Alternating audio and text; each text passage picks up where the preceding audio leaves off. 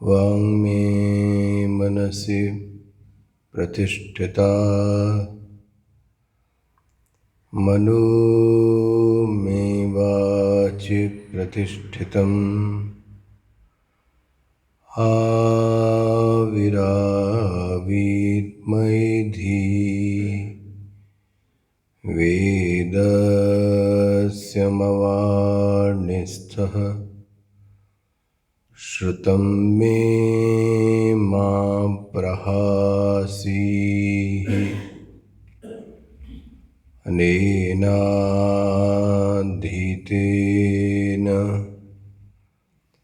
अहोरात्रान् सन्दधामि ऋतं वदिष्यामि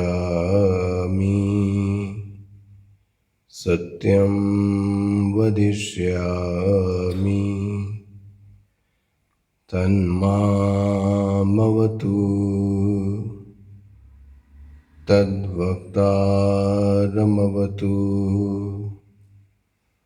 अवतु माम् अवतु वक्तारम् अवतु वक्तारम् ॐ शान्तिः शान्तिः शान्तिः।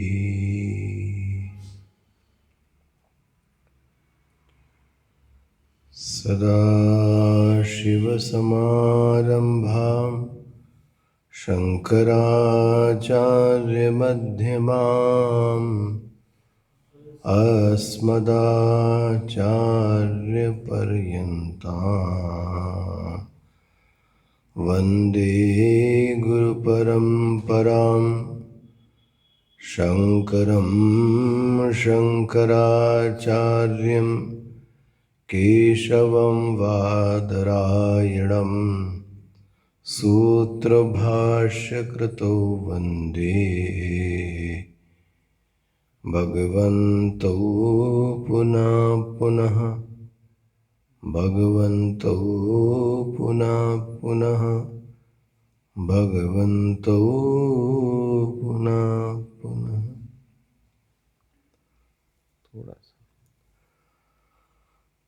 ॐ नमः शिवाय ॐ नमः शिवाय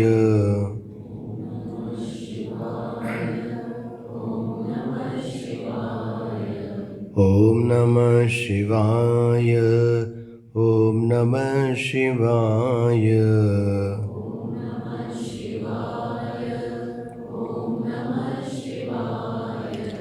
ॐ नमः शिवाय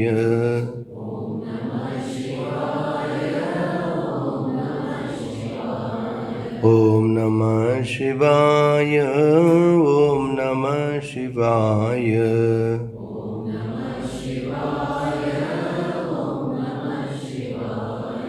ॐ नमः शिवाय ॐ नमः शिवाय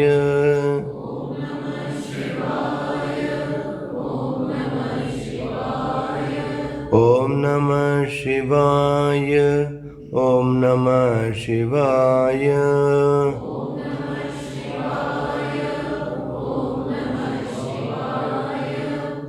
नमः शिवाय।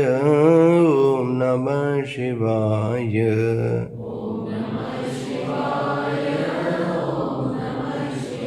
ओम नमः शिवाय।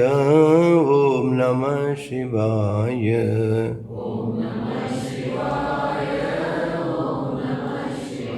ओम नमः शिवाय। ओम नमः शिवाय। ओम नमः शिवाय। ओम हर नमः पार्वती पतये हर हर हर महादेव। कर्तुराज्ञया प्राप्यते फलम्।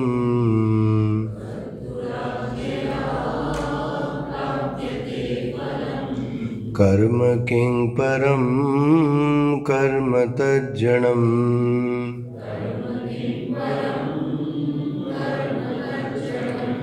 कृतिमहो ददौ पतनकारणम्।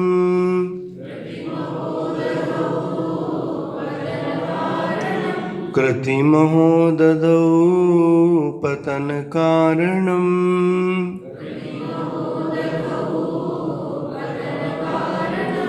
फलं शाश्वतं गतिनिरोधकम्।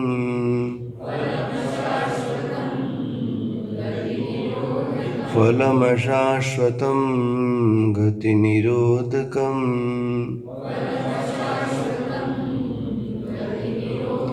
ईश्वरार्पितं नेक्षया कृतम्।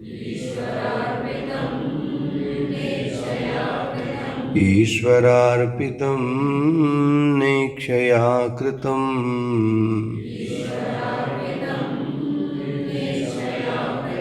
चित्तशोधकं मुक्तिसाधकम्।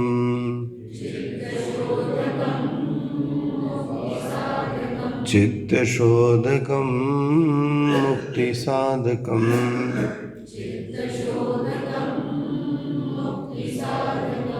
मुक्तिसाधकम्। मुक्तिसाधकम्।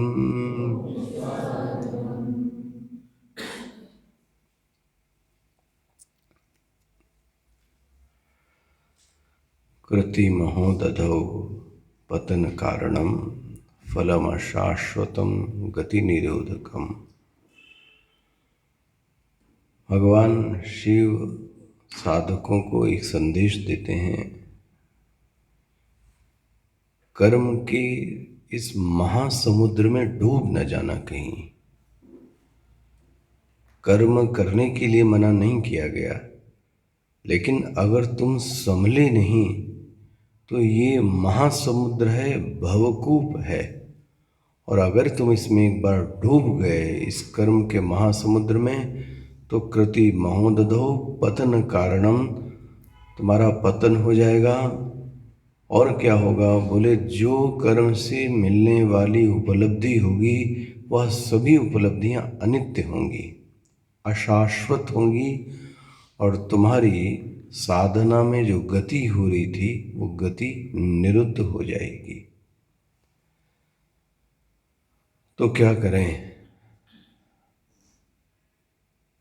कर्म की दिशा को बदल दो। कल आखिरी में मैं कह रहा था, आखिर इसकी आवश्यकता पड़ी तो क्यों पड़ी?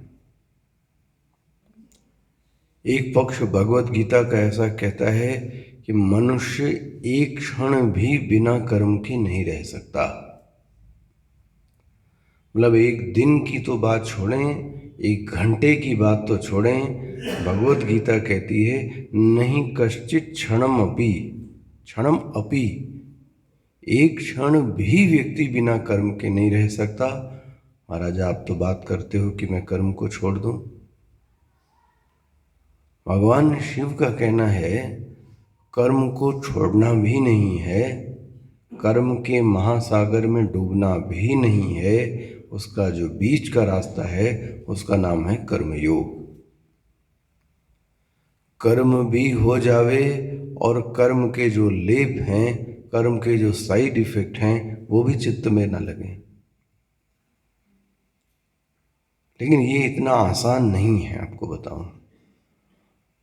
और सच बात तो यह है कि हमारी और आपकी बुद्धि ही इस बात को तर्क के आधार पर मानने से मना करेगी। बोले वो कैसे? एक सीधा सरल सा तर्क है। तर्क क्या, हर व्यक्ति के मस्तिष्क में है। आप बोलते हो कि बिना इच्छा के कर्म करो, निक्षया कृतम। लेकिन जीवन में तो ये देखा जाता है कि बिना इच्छा के कर्म हो ही नहीं सकता। ले फिर बोले सच सच ये बताओ, पहले इच्छा होती है कि पहले कर्म होता है? उल्टा है, व्यक्ति कर्म का अनुष्ठान तभी करता है जब उसके चित्त में सबसे पहले क्या आई हो? इच्छा आई हो। और बिना इच्छा के, बिना किसी उद्देश्य के जो कर्म किया जाता है वो पागलपन है। एक पागल इधर भी पत्थर मारता है, उधर भी पत्थर मारता है। क्यों मारा? बोले मुझको पता नहीं। आपसे कोई व्यक्ति पूछे कहाँ जाना है, वो बोले पता नहीं मुझे कहाँ जाना है, जाना है। तो जीवन में कर्म करने के पहले ही क्या होनी चाहिए? व्यक्ति के पास इच्छा। तभी मैं कह रहा हूं आपसे, इस श्लोक को भगवत गीता के सबसे ज्यादा मिसकोट किया गया और मिस इंटरप्रेट किया गया। कर्मण्येवाधिकारस्ते मा फलेषु कदाचन। कर्म करो और फल की इच्छा मत करो। How is it possible? मतलब एक पढ़े लिखे समुदाय को आप ही कैसे कह सकते हो कि फल की इच्छा मत करो? It is logical. उल्टा है, बिना फल की इच्छा के कर्म का अनुष्ठान हो ही नहीं सकता। बोले अच्छा अच्छा। बोले आप ये बताओ, किसान जब खेती करता है तो उसके पहले क्या करता है? वो फल की इच्छा। इतनी फसल होएगी तो इतना पैसा आएगा, तो इतना बच्चों को दे देंगे, इतना अपनी पत्नी को दे देंगे, इतना साहूकार को दे देंगे। अभी तो खेती हुई ही नहीं, उसने पहले क्या कर ली? इच्छा। अच्छा, जो आईआईटी और आईएएस और कॉम्पिटिटिव एग्जाम की तैयारी कर रहा हो, वो अभी बना ही नहीं है, लेकिन उसके पहले उसके मन में क्या है? इच्छा। आप पूछो पढ़ाई क्यों कर रहे हो? बोले वो नहीं पता। बोले कोई उद्देश्य नहीं है, कोई इच्छा नहीं। बोले वो कर्म के बाद देखी जाएगी। ले, मैं यदि यहाँ आया हूँ तो ईमानदारी से ये मन में इच्छा है कि लोग सुनने आएंगे, लोगों को सुनाऊंगा, कुछ बातें करूंगा। तो ये इच्छा तो पहले है। और आप कह रहे हो कि नेक्षया कृतम, कर्म करो और बिना इच्छा के करो। तो ये मतलब श्रद्धा के नाम पर मान लेंगे, लेकिन बुद्धि के आधार पर ये बात हजम नहीं होती कि इच्छा के बिना भी कर्म संभव है। ये हो ही नहीं सकता। ये भी एक विचार आधुनिक जगत में आता है।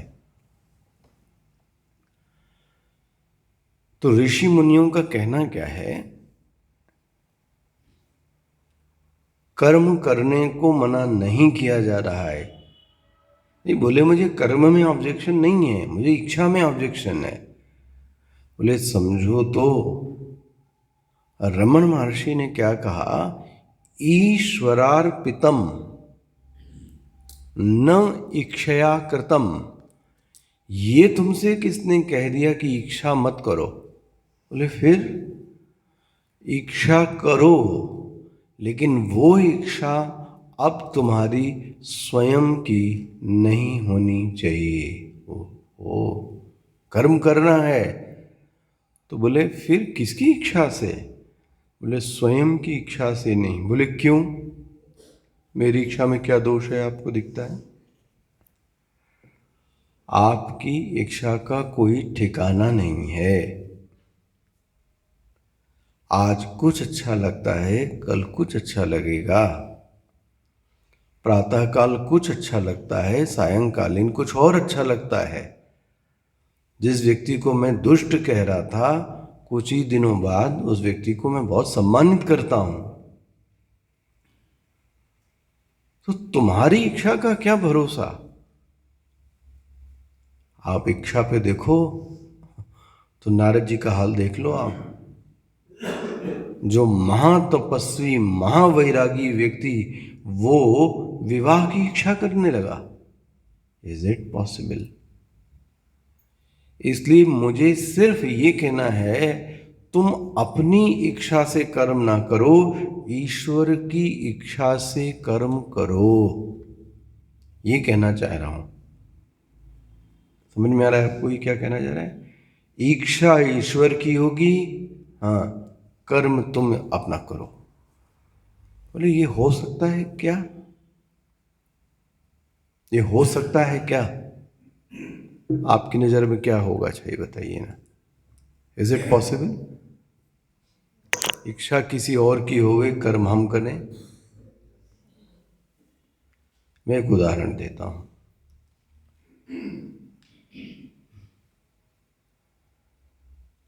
आपके पिताजी या आपके बाबा ने आपसे कहा कि ये काम करके आओ। आपके बाबा ने, आपके नाना ने, आपके पूजनीय व्यक्ति ने ये कहा कि ये काम करके आओ, ये पानी लेके आओ। तो अब आप मुझे ये बताइए, आप पानी लाएंगे कि नहीं लाएंगे? बोलिए ना, लाएंगे। तो इच्छा किसकी है? बोलिए, बाबा की। लेकिन कर्म कौन कर रहा है? Is it possible? इच्छा उसकी होगी, कर्म मैं करूंगा। बोले ईश्वर की इच्छा क्या है, ये कुछ पता है आपको? बोले शास्त्रों ने, ऋषियों ने, मुनियों ने सब बता के रखा है कि ईश्वर की इच्छा क्या है। ऐसा कुछ छिपा नहीं है।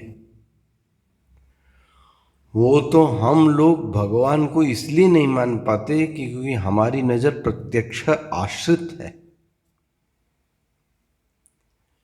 ईश्वर को न मान पाने का सबसे बड़ा जो कारण है वो हमारी और आपकी कमजोरी है। कमजोरी ये है कि हमको जो दिखता है हम उसको मानते हैं, जो हमें नहीं दिखता है, एब्स्ट्रैक्ट है, हम उसको मान नहीं पाते।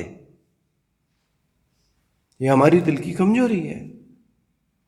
अब ईश्वर तो जीवन में कभी भी इस इंद्रिय से प्रत्यक्ष तो होने वाला है नहीं। आप सोचो कि जैसे कोई मार्केट में दिखता हो तो आपको बता दे कि ये इस भाव बिक रहा है, ये इस भाव बिक रहा है। तो ईश्वर तो आशा ही मत करें कि ईश्वर आपको प्रत्यक्ष ऐसा दिखेगा, वो तो अतीन्द्रिय है। तो तुम अपने चित्त की कमजोरी दूसरों पर लागू कर रहे हो। तुम प्रत्यक्ष पर आश्रित हो, इसलिए तुमको ईश्वर नहीं दिख रहा है। शास्त्रों ने तो कूट कूट के 1000 बार ये घोषणा की है कि ईश्वर की ये इच्छा है, मोहि छल छिद्र कपट न भावा, निर्मल मन जन सो मोहि भावा। बोले अच्छा, इच्छा ईश्वर की होगी, कर्म मैं करूं? बोले हाँ, लेकिन एक और चीज सावधानी से। व्यक्ति को कर्म अर्पित कराने वाली चीज, थोड़ा और सरल कर दें, हम किसी को कोई चीज समर्पित कब कर सकते हैं? अच्छा,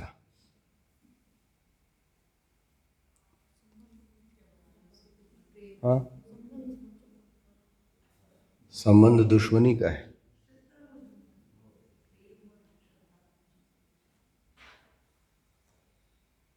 बना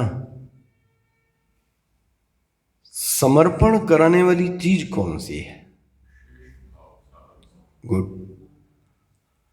एक बात तो पक्की है कि हम सबको समर्पण नहीं कर सकते। आप बोलो कि मैं आपको सब दे दूं, मैं नहीं दे सकता, बहुत स्पष्ट बात है। यहां तक कि व्यक्ति तो मेरे जैसे सरीखा व्यक्ति हो तो वो सबको प्रणाम करने को भी नहीं तैयार होगा, क्योंकि ये सिर नहीं झुकता। अब इसकी कमजोरी कह लीजिए, जो कह लीजिए। बोले झुकेगा नहीं तो चलेगा नहीं। बोले झुकता है जहां प्रेम होवे। The first thing is love. जिस चीज से आपको प्रेम है, जिस व्यक्ति के प्रति प्रेम है, महाराज व्यक्ति अपने को कुर्बान कर देता है। देने की बात क्या कही जाए। एक उदाहरण देता हूं। एक माँ की सब चेष्टाएं समर्पित हैं अपने बच्चे को। जब आपने छोटा हो बच्चा, हम लोग सब वहीं से निकले। माँ की कौन सी चेष्टा काम में नहीं आती है, आप ये बताओ। सब इच्छा किसकी रहती है? बच्चे की। काम कौन करता रहता है? माँ। न वो बोले, न लिखे, न बतावे, लेकिन बच्चे की मन की सब इच्छाएं माँ को पता लग जाती हैं। कई बार पुरुष को तो बड़ा अजीब सा लगता है, तुमको कैसे पता कि ये कह रहा है कि मुझे भूख लगी?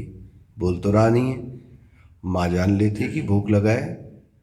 माँ को लगता है कि इसने कुछ करा है इसलिए ये रो रहा है। माँ को लगता है कि नहीं, कुछ काट रहा है इसलिए रो रहा है। माँ को ये भी पता है कि इसको कुछ दिक्कत हो रही है अंदर, इसलिए ये कर रहा है। ये पता कैसे लगा? सिर्फ एक चीज है, शुद्ध प्रेम। वो भी शुद्ध प्रेम। और मुझे लगता है कोई कितना भी कह ले, 3 के अलावा आपको शुद्ध प्रेम मिल नहीं सकता। अब बुरा जरूर लगेगा आपको। एक तो पहला प्रेम जो सबसे ज्यादा शुद्ध प्रेम है, वो मां का है। सबसे अति शुद्ध प्रेम मां का है। उससे कोई शुद्ध प्रेम हो नहीं सकता, आपको बताऊं। दूसरा जो प्रेम है वो पिता का है। और तीसरा प्रेम है गुरु का। तुलसीदास जी ने तो इसके लिए चौपाई लिख दी। क्या चौपाई है? कोई मात पिता गुरु प्रभु के बानी, बिनहि विचार करिय शुभ जानी। सी, अगर ये कहें कि कुएं में कूद जाओ तो मैं आपसे पक्का कह रहा हूं, आप बिना विचार के कूद जाओ। बोले मेरी बुद्धि है, मैं क्यों कूदूं? तो तुम मूर्ख हो। पहली बात, कोई भी माता और पिता, गुरु कभी आपको कूदने को कहें, वो अपना मर जाएंगे, आपको कभी नहीं कहेंगे। सी, अगर वो कह रहे हैं, मतलब हाँ, इसको दिमाग में ऐसा निचोड़ के रख लीजिए, यदि वो कह रहे हैं तो उसके पीछे कुछ न कुछ भाव तो होगा। मतलब तुलसीदास जी की क्या विश्वास की बात कहें, बिना ही विचार। ऐसे तो मनुष्य बड़ा विचार करता है, लेकिन वो बोलते ना ना ना, यहां पे विचार करने की कतई आवश्यकता नहीं है। ये 3 लोग हैं जो शुद्ध प्रेम दे सकते हैं। देखो जी, तो एक जो वृत्ति है दूसरे के प्रति समर्पित कराने वाली, उस वृत्ति का नाम है प्रेम। इसमें संदेह किसी को? दूसरी एक और वृत्ति है, वो है श्रद्धा। मतलब श्रद्धा में और प्रेम में अंतर कैसे करें थोड़ा मुश्किल है, लेकिन मुझे ऐसा लगता है कि श्रद्धा में आदर भाव ज्यादा है और प्रेम की गली बड़ी संकीर्ण है। प्रेम गली अति साकरी जामे दो न समाए।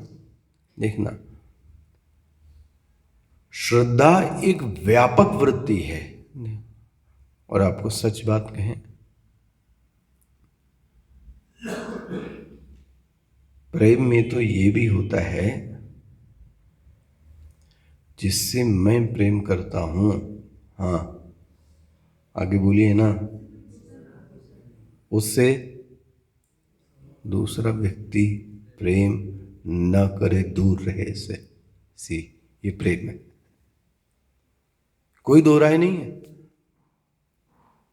यहां तक कि गुरु से भी प्रेम अगर हो गया तो भी वहां ये वृत्ति है, मेरे सिवाय फिर ये काम और कोई नहीं करना चाहिए। ले, मैंने आपसे पहले ही बोला, प्रेम गली अति साकरी जामे दो न समाए। ये तो पक्की बात है कि प्रेम में व्यक्ति चाहता है फिर मेरे सिवा मैं इसको पूरा जान दे दूंगी, हाँ जो बोले सो कर दूंगी, लेकिन दूसरा कोई और नहीं होना चाहिए। ये प्रेम है। अच्छा, श्रद्धा क्या है? जिसको मैं श्रद्धा करती हूं उसको मैं ही नहीं, पूरी दुनिया इसको पूजे। ले, ये क्या हो गई? श्रद्धा। मेरे गुरु हैं, हाँ देखो ये मेरे गुरु हैं, तुम भी इनको मानो।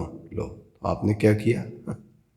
दूसरे नहीं, आप इनसे पढ़िए, ये बहुत अच्छे हैं, लेकिन अपने प्रेमी को आप मिलाओगे सबसे, बोले तुमको वहां जाने की जरूरत नहीं है। ले, अंतर देखना। जो श्रद्धा का भाव है वो बड़ा विस्तृत भाव है, बहुत लोगों को जोड़ना चाहता है श्रद्धा में।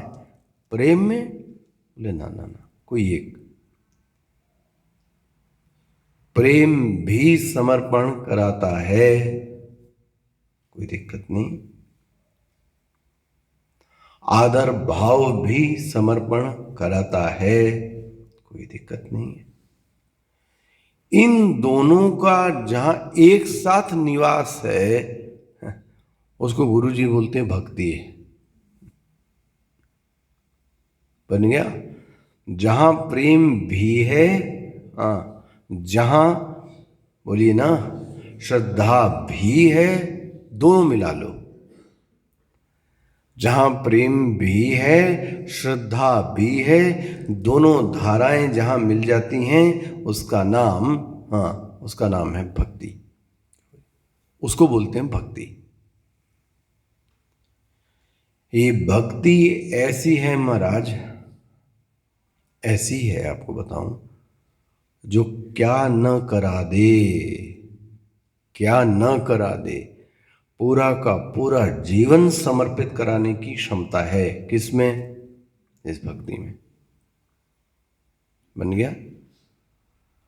अगर कोई भगवान का भक्त हो जावे तो ये भी है कि प्रेम भी है और आदर और श्रद्धा का भाव भी है, और ये वृत्ति व्यक्ति से समर्पण कराने में सक्षम है। इसलिए जो पहला घटक था वो तैयार हो गया आपका। कौन सा? ईश्वरार्पितम। मिल गया? ईश्वरार्पितम निक्षया कृतम, स्वयं की इच्छा से न करना।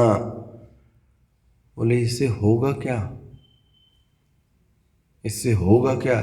बोले इससे चित्त शोधकम, चित्त शोधकम। ये जो चित्त है महाराज, ये बहुत दूषित है, भी बहुत गंदा है। इस गंदे चित्त का जो शोधन कराने वाली चीज है उसका नाम है भक्ति, उसका नाम है समर्पण। बहुत स्पष्ट कह रहा हूं आपसे, ज्ञान चित्त का शोधन नहीं करता। ज्ञान चित्त का शोधन नहीं करता, कर्म योग और सेवा चित्त का शोधन करती है। बनता है, चित्त का शोधन सेवा कराती है और कर्मयोग कराता है। अज्ञान का भंग जो है वो ज्ञान कराता है। बन गया? तो ये जो मेरा और आपका जो चित्त अशुद्ध है, उस चित्त को शुद्ध कराती है। बोले महाराज एक बात और बताओ, जिसका चित्त शुद्ध हो गया है उसको कैसे पहचाने? उसको कैसे पहचाने? बोले पहली बात है, जिसका चित्त शुद्ध है उसके चित्त में दिव्यता आ जाती है। दिव्यता मतलब डिवाइन, कुछ अलग सा जागता है उसके व्यक्तित्व में, उसके वाणी में, उसके व्यक्तित्व में, उसके व्यवहार में कुछ चीज है जो झांकती है और ये बताती है कि ये व्यक्ति साधारण नहीं है, ये व्यक्ति कुछ अलग है। वो अलगाव कहाँ से आया? बोलते हैं क्योंकि इसका जो मन है वो शुद्ध है। थोड़ा तेज। इसका जो मन है वो शुद्धाति शुद्ध है। बोले फिर भी उसका कोई लक्षण बताइए ना। बोले उसका सबसे पहला लक्षण, जिसका चित्त शुद्ध है उसमें रिसेप्टिविटी की पावर बहुत जबरदस्त होती है। ये हम लोगों की कमी है। उसका जो चित्त है वो इतनी जल्दी ग्राह्य करता है किसी चीज को, रिसेप्टिव होता है, क्योंकि इसका चित्त क्या हो गया है? शुद्ध। अच्छा आप ये करके देख लो, किसी बच्चे को आप पढ़ाओ, बच्चे को, तो आपको बुरा लगेगा, आपसे बहुत ज़्यादा जल्दी with in 2 minutes, with in 2 hours जो आपने पढ़ाया पूरा का पूरा आपको सुना देगा। क्यों? क्योंकि उसका जो मन है वो कैसा है? शुद्ध है। जब शुद्ध मन उन चीज़ों को ग्रहण करता है ना, पूरी की पूरी उतार देता है, आपके एक एक शब्दों की कॉपी कर देता है महाराज। मुझे तो बाल विहार चलाने पर ये अनुभूति हुई सच में, और एक दो नहीं, मैं आपसे कह रहा हूं, मेरे ख्याल से 3 अगर ले लें तो 24 × 3 कितना हुआ? हाँ, मैंने कम से कम 70-72 कैंप ले चुका अब तक, और इस निर्णय पर मेरा मस्तिष्क आया कि बाल विहार कैंप की जरूरत नहीं है। ले बोले आप क्या मिशन चलाओगे? मुझे लगता है बच्चों से ज़्यादा अगर बड़ों को सिखा दिया जाए तो कैंप लगाने की ज़रूरत नहीं है। यदि माता पिता गीता पढ़ते हैं तो बच्चा नहीं सीख लेगा? जो स्तुति आज माता पिता गाते थे वो आपको याद हो गई कि नहीं हो गई? कैसे याद हो गई? कोई कैंप लगाया था उन्होंने? दिन प्रतिदिन देखते थे कि ये ऐसा करते थे, ये पूजा करते थे, ये हनुमान जी के मंदिर जाते थे। ये कोई साधु आता था तो साधु को रात में भी भोजन कराते थे, भोजन कराने के बाद चंदन टीका करते थे, दक्षिणा देते थे। ये देखा है आंखों से, तो इसको सिखाने की क्या जरूरत? जूडो कराटे सिखा सकते हैं, घोड़सवारी सिखा सकते हैं, डांसिंग सिखा सकते हैं, संस्कार सिखाने की चीज। महाराज संस्कार तो खुद आते हैं दूसरे में, बट प्रश्न ये खोए, वो बड़े व्यक्ति में खुद तो ये चीजें होनी चाहिए। आप सोचो वो छोटा बच्चा आपको प्रमाण मानता है। मैं आपसे क्या बताऊं, अगर पिता एक बटन इधर का उधर करता है ना तो बच्चा भी कहता है नहीं मैं ऐसे ही शर्ट पहनूंगा। क्यों? बोले नहीं मेरे पापा ऐसे ही पहनते हैं। ले, तो मुझे लगा क्या प्रमाण है इसके मन में। एक इंसिडेंस तो ऐसा हुआ जिसने मेरी खोपड़ी हिला दी। एक माता पिता अपने बच्चे को लेके आए। उन्होंने बोला स्वामी जी मैं ये चाहता हूँ कि ये थोड़ा गाली बकता है, बहुत गंदे गंदे अब्यूज़ करता है। तो मैंने कहा फिर इसको मैं क्या पढ़ाऊँगा? बोले नहीं आप इसको पढ़ाकर इसका गाली बोलना क्या कर दीजिए, दूर करा दीजिए, बस मैं यही चाहता हूँ। जो डोनेशन जो फीस जो चाहिए वो तो सब आप ले लीजिए, उससे मुझे कोई मतलब नहीं। ठीक है। हमारा 5-7 दिन का कैंप, तो मैंने उस बच्चे से दूसरे दिन बात करने की, वो हाथ ही न रखने दे, बात ही न करे। तीसरे दिन मैंने बात करने की कोशिश की, बात ही नहीं करता था। तो उससे इंटरेक्शन करें तो कैसे करें? मुझे उसकी कमजोर नफ्स पता थी कि गाली बकता है। मैंने उसको कमरे में बुलाया, मैंने भी गाली बकी। अब वो खुश हो गया उसके चेहरे पर। मैंने कहा तुमको और आती है थोड़ी नई वाली कोई जो मुझे नहीं आती? बोले हाँ मैं बताऊं। भैया उसने तो चालू कर दिया। अब वो मेरी गिरफ्त में आ चुका था। मैंने कहा यार एक बात बताओ शौर्य, ये गाली तो बहुत अच्छी लग रही है, देने में बड़ी मजा आ रही है, लेकिन एक बात बताओ शौर्य, ये गाली तुम देते क्यों और कहां से आई? जब तुम बता दोगे ना कि तुमने गाली कहां से सीखी तो मैं भी बता दूंगा कि मैंने गाली कहां से सीखी। तो तुम गाली देते क्यों हो और गाली ये आई कहां से तुम्हें? महाराज जो उसने बताया मेरे कान खड़े हो गए। उसने ही बोला कि गुरुजी जब मम्मी कोई काम नहीं करती है तो पापा जब ये बोलते हैं ना तो मम्मी कामों कर देती है। तो मेरे मन में ये आया कि जब काम मुझे कराना है तो ये जब शब्द बोला जाता है तो सब काम हो जाता है, इसलिए मैं वो शब्द बोलने लगा। अच्छा तुम इसका मीनिंग जानते हो? बोले वो नहीं पता, पापा बोलते हैं इसलिए, कभी कभी मम्मी भी बोलती है इसलिए भी बोलता हूँ। सी अब बताओ ना किसकी जरूरत है कैंप को? बहुत सारी चीजें बच्चे आपसे सीखते हैं। मैं आपसे बताऊं,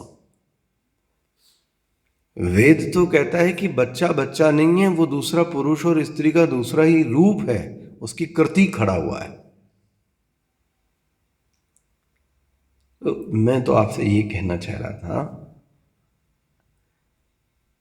यदि चित्त शोधकम, यदि शुद्ध चित्त है तो उसकी सबसे बड़ी पहचान होगी पहला रिसेप्टिविटी। गजब की रिसेप्टिविटी होती है, क्योंकि जो लेयर है ना वो कैसी है, एकदम साफ। सूर्य का प्रकाश बाल्टी में पड़ रहा है, पानी में जरा सा कचड़ा नहीं है, पूरा का पूरा सूर्य क्या हो गया, प्रतिबिंबित हो गया। आप अपने आप को मिरर में देखा ना, मिरर गंदा है धुंधला है तो आपका प्रतिबिंब साफ नहीं दिखेगा। मिरर साफ है तो आप पूरे के पूरे जहां आपके दाग हैं, जहां जैसा है वो चेहरा वैसे का वैसा आपको प्रतिबिंब दिखा देगा। Now the first thing is receptivity. दूसरा,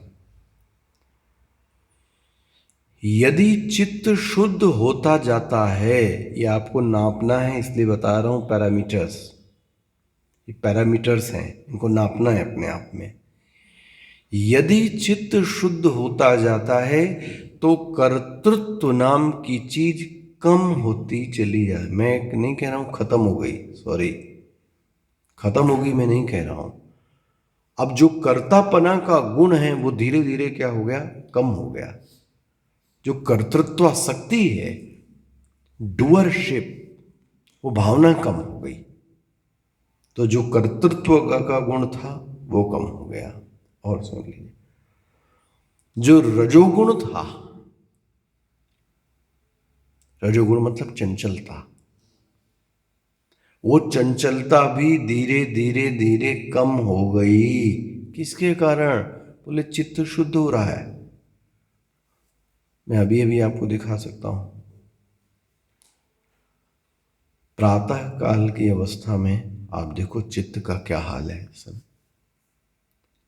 इस समय चित्त का क्या हाल है? जो कहा जा रहा है व्यक्ति उसको रिसीव कर रहा है।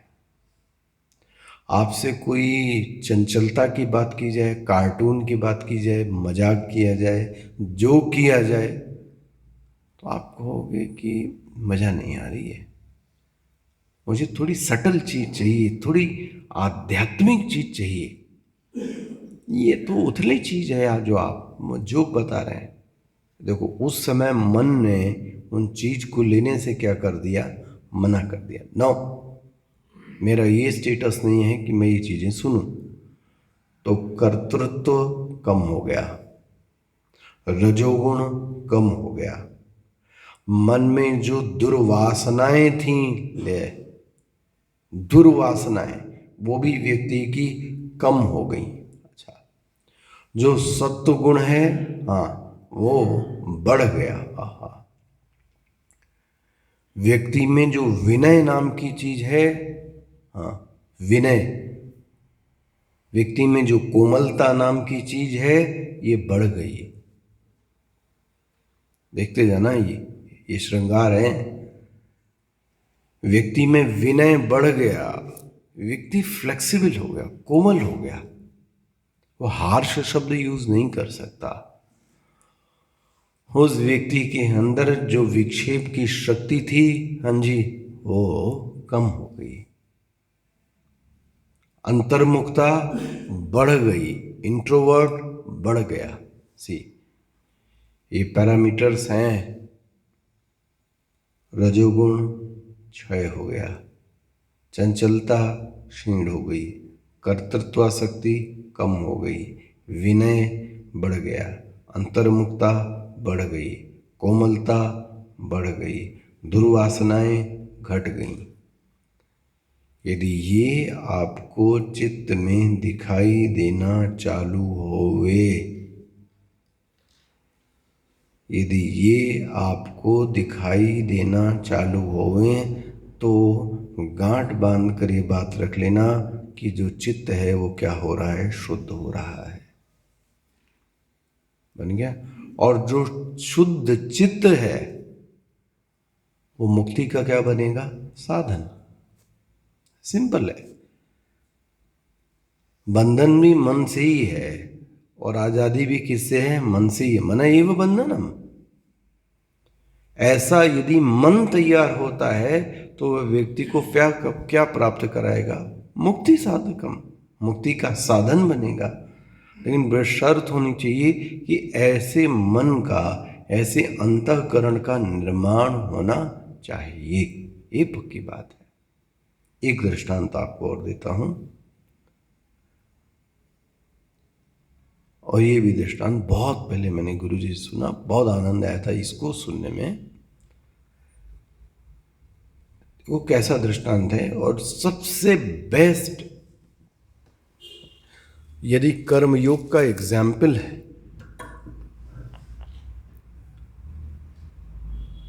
तो वो हनुमान जी हैं। हनुमान जी को आप कर्मयोगी मानोगे कि ज्ञानी?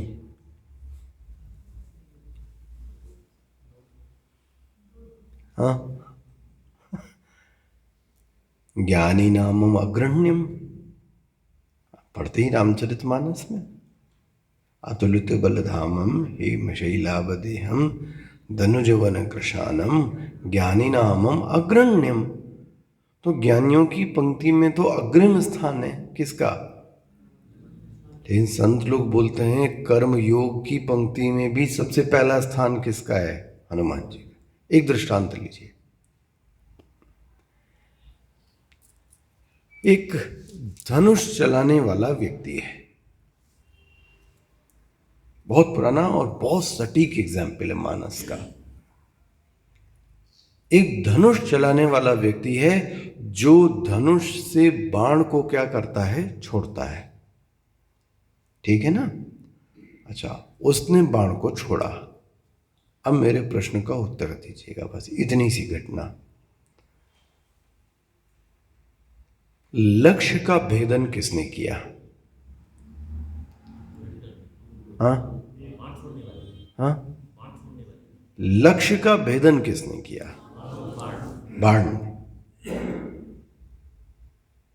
क्लियर है ना। भेदन तो बाण ने ही किया। लेकिन और प्रश्न का उत्तर दीजिए। बाण की तीव्रता किसने निर्धारित की? बाण की दिशा किसने निर्धारित की? बाण का संवेग किसने निर्धारित किया? दिखता कौन है? दिखता कौन है? बाण। दिखता कौन है? बाण। चलाने वाला कभी भी दिखता नहीं है। लक्ष्य का भेदन कौन कर रहा है? बाण। लेकिन आपको ये नहीं पता कि ये बाण तो दिख रहा है, इसको चलाने वाला कोई और है। बोले वो कौन है? बोले वही ईश्वर है। ये कहाँ लिखा गया? चौपाई बोलेगा कोई? कंसल जी चौपाई, ये वाली चौपाई तो आपको याद होनी चाहिए।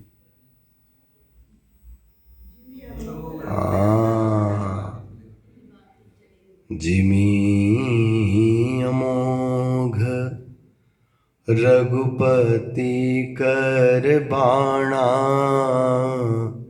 यही भांति चले हनुमाना। हनुमान जी चले किसके भांति? बाण की भांति। चलाने वाला कौन? राम जी। दिशा किसने दी? राम जी ने। लक्ष्य किसने बताया? राम जी ने। संवेग किसने निर्धारित किया? राम जी ने। तीव्रता किसने निर्धारित की?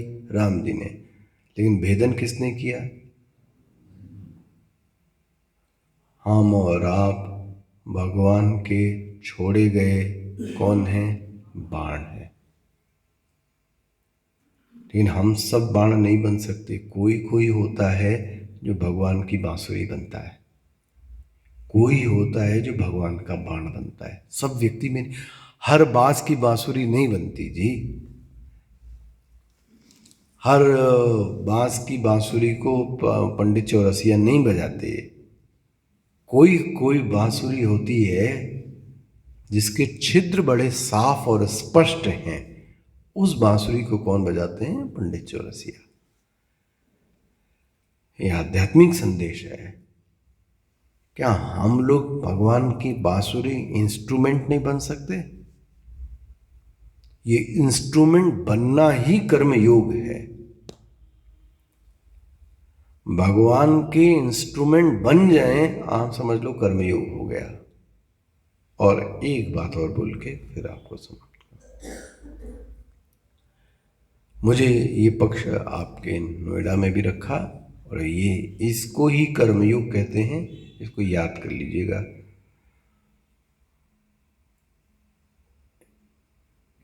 मैं इस बात का क्या कहूं, विरोधी हूं कि जब कर्मयोग की बात कही जाती है तो व्यक्ति ये कहता है कि कर्म करने के बाद मैं भगवान को क्या कर दूंगा? अर्पित कर दूंगा। इसका मतलब तुमने कर्म किसकी इच्छा से किया? अपनी। और बाद में तुमने क्या किया? उस कर्म को ले जाके क्या कर दिया? अर्पित। ये फॉल्स है, फॉल्टी गेम खेल रहे हैं आप। काम किया अपनी मर्जी से, लूटा, खसोटा, मारा, और उसके बाद आपने क्या बोला? ये लो अर्पित कर दे। ना ना ना, ये गेम नहीं चल सकता। हमारे गुरुजी बोलते थे ये अपने आप को धोखा देना है। हम तो नैवेद्य वो चढ़ाते जो हमको पसंद है, क्योंकि खाना किसको है? मुझको, बना। इसलिए वो बोलते थे कर्म करने के पहले ही ईश्वर से इजाजत ली जाए। मैं उसको उस दिन कह रहा था, यदि आपको यहाँ पर अभी आश्रम बनाना है, पार्क बनाना है, विद्यालय बनाना है, हाँ जी, तो आपके पास सब कुछ होते हुए भी आपको इजाज़त लेनी पड़ेगी। किससे? गवर्नमेंट से। क्या लेना पड़ेगा? NOC, no objection certificate. ऐसे ही किसी भी कर्म के करने के पहले उस ईश्वर से NOC का सर्टिफिकेट लिया जाए। मैं क्लियर हूं? किसी भी कर्म को करने के पहले उस परमात्मा का, उस ईश्वर का नो ऑब्जेक्शन सर्टिफिकेट लिया जाए। क्या उसकी स्वीकृति है? बोले वो देता है? बोले जरूर देता है। अंतःकरण में वो बता देता है कि स्वीकृति है कि स्वीकृति नहीं है। एक और निशानी आपको देता हूं।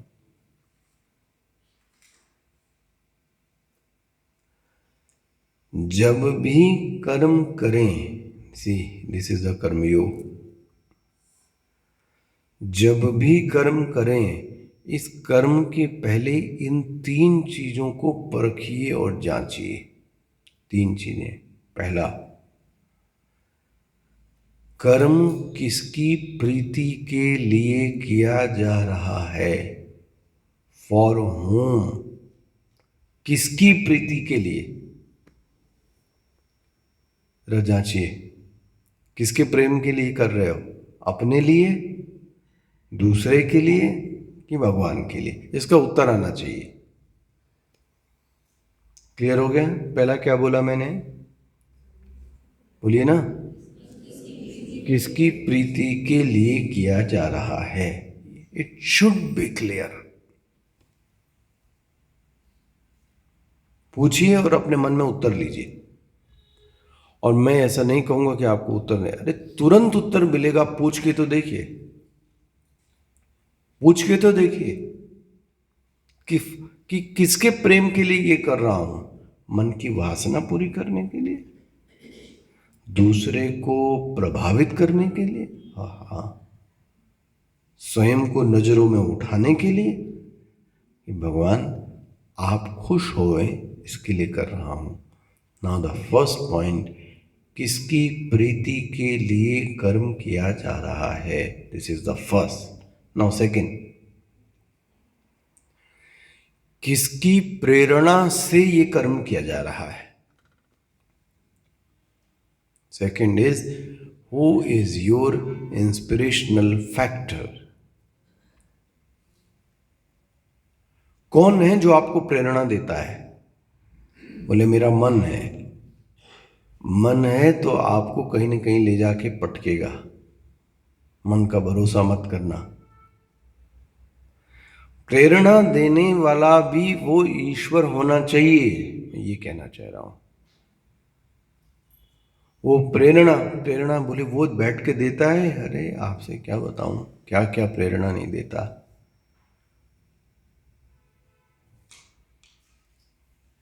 थोड़ा अलग केस ले जा रहा हूं।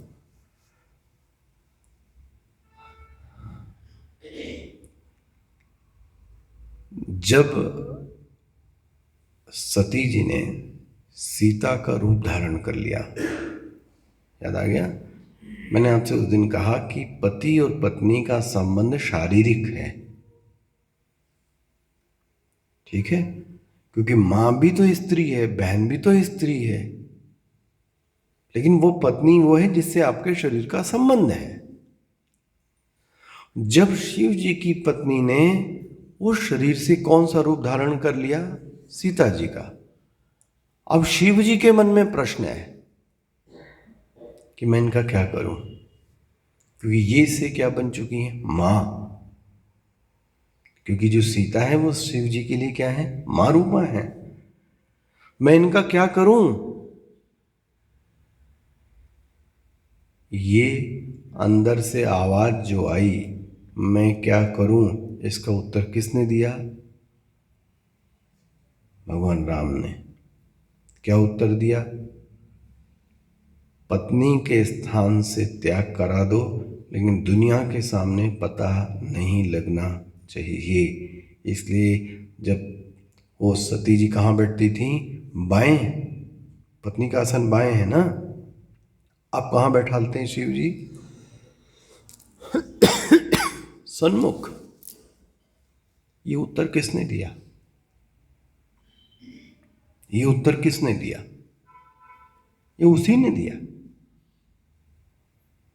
आपके जीवन के जो भी प्रश्न हैं, उन सभी प्रश्नों का उत्तर वो दे सकता है, इसीलिए उसका नाम अंतर्यामी। इसलिए पहला, किसकी प्रीति से कार्य कर रहे हो? पहला। दूसरा, किसकी प्रेरणा से तुम ये कार्य करते हो? तो कर्म के पूर्व प्रीति का निर्णय, कर्म के पूर्व प्रेरणा का निर्णय। नाउ लास्ट, तुमको क्या लगता है कि तुम कर्म किसकी शक्ति से कर रहे हो? अगर ऐसा मन में लगता है मैंने किया है, तो फिर तुम फंस जाओगे। और यही होता है हम लोगों के साथ। 1000 बार ये सिद्ध हो चुका, उसके बावजूद ये मन में लगता है ये काम तो मैंने किया। देखो, अभी अभी का उदाहरण, अगर मैं आपसे ये कहूं कि ये प्रवचन मैं कर रहा हूं, तो ठीक है, मैं ही कर रहा हूं, लेकिन इसको पैसिव वॉइस में भी कहा जा सकता है। There is a two voice, active voice and passive voice. ये प्रवचन मैं कर रहा हूं, इससे ज्यादा ये सत्य है, ये प्रवचन मुझसे करवाया जा रहा है। मैं क्या बन गया? इंस्ट्रूमेंट। मैं क्या बन गया? इंस्ट्रूमेंट। तो दैनिक जीवन में भी यदि ये वृत्ति आ जाए कि मैं तो, मुझसे तो करवाया जा रहा है, आई बिकम इंस्ट्रूमेंट ओनली। 3 चीजें, किसकी प्रीति से,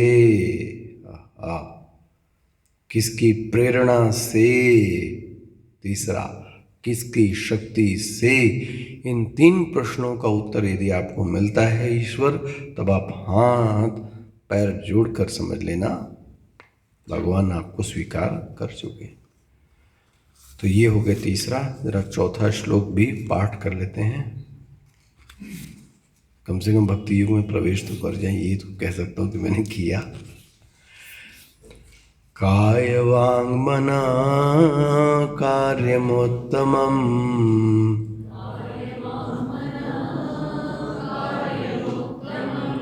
काय वांग मना कार्यमुत्तमम्,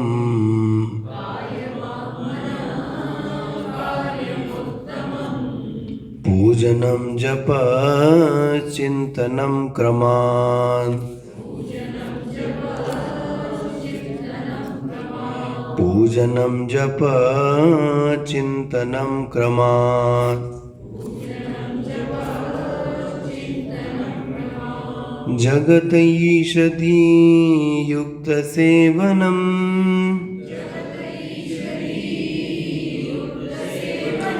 जगतईषति युक्त सेवनम्,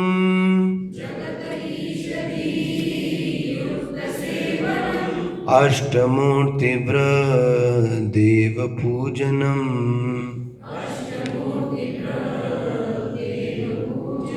उत्तमस्तवादुच्चमन्दतः,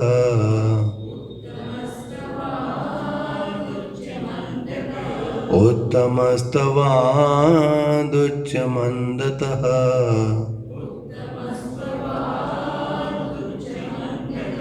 चित्तजं जप ध्यानमुत्तमम्,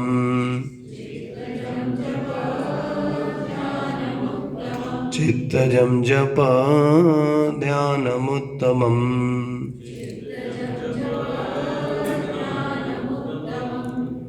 ॐ पूर्ण पूर्णमदः पूर्णमिदं पूर्णात् पूर्णमुदच्यते पूर्णस्य पूर्णमादाय पूर्णमेवावशिष्यते। ओम शांति शांति शांति। हरि ओम। श्री गुरुभ्यो नमः। हरि ओम।